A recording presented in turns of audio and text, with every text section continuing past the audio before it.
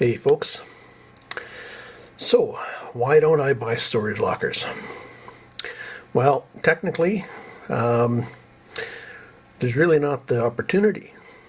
In this area, like I said in a previous video, I live in a town of like 400 people. There are storage lockers here, and there are storage lockers in the neighboring town. There are storage lockers in a town about half hour away, and in various communities around. Problem is, the owners of those units, or the owners of those companies, those storage unit companies, are private. They're not chains, and they hire or give the contents of the unpaid lockers to individuals who they've already chosen, and those individuals deal with them in the way they see fit. Locally, there's one that basically will clean out the units and then have garage sales. So I really have an opportunity to buy some of the contents of those, so I can cherry pick what I want or don't want. I just go to their garage sale. If I see something vintage that is priced right, I buy it just like anybody else can. So, and in a nearby city, which is a half hour away, they have infrequent sales. The last sale I had an opportunity to go to, unfortunately there was freezing rain that day and there was no way I could drive on the highway. They basically closed the highways in the end. So then the next nearest that has storage locker auctions is Winnipeg. Winnipeg's the capital city of Manitoba, and Winnipeg's 2.5 hours drive away. So you're looking at 3 hours to get to one of these auctions. That's on the highway doing 110 kilometers an hour. So they're infrequent enough that it still wouldn't be worth attending them to buy for resale.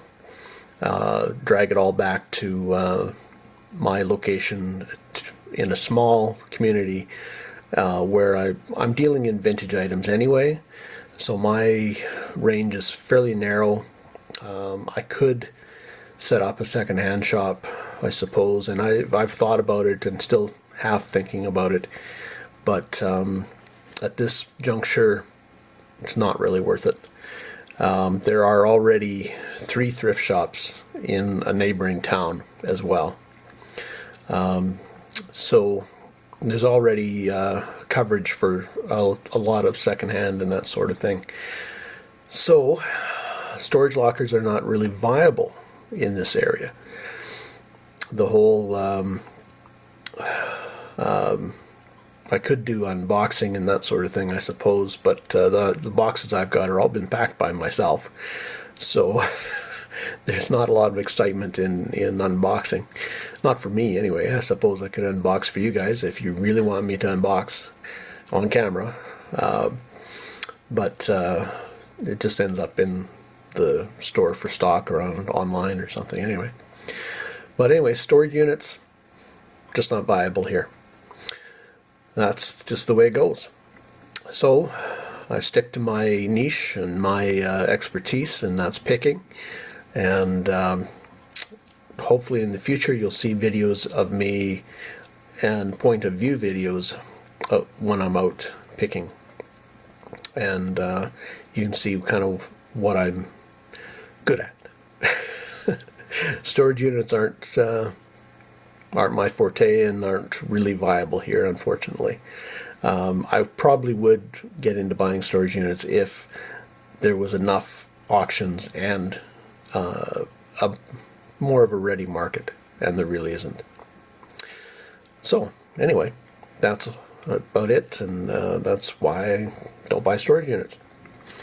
Thanks, and keep watching and subscribe if you're interested in video. The button should be down here somewhere, I'm assuming. And hit the subscribe button and the notification button and the like button, and leave a comment if you enjoyed the video, enjoy the videos in general. And like I said, subscribe. It's just down here. Easy enough to click it. All right, happy picking, safe picking. Take care.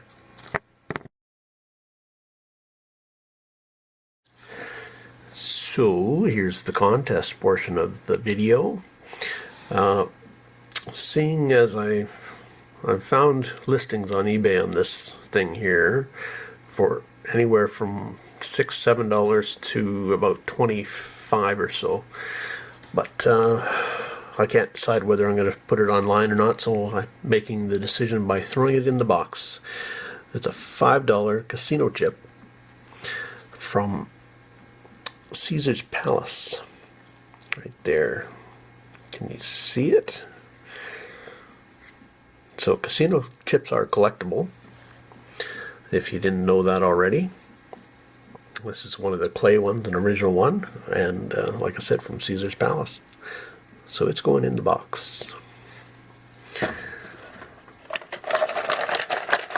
Lots of stuff in the box already.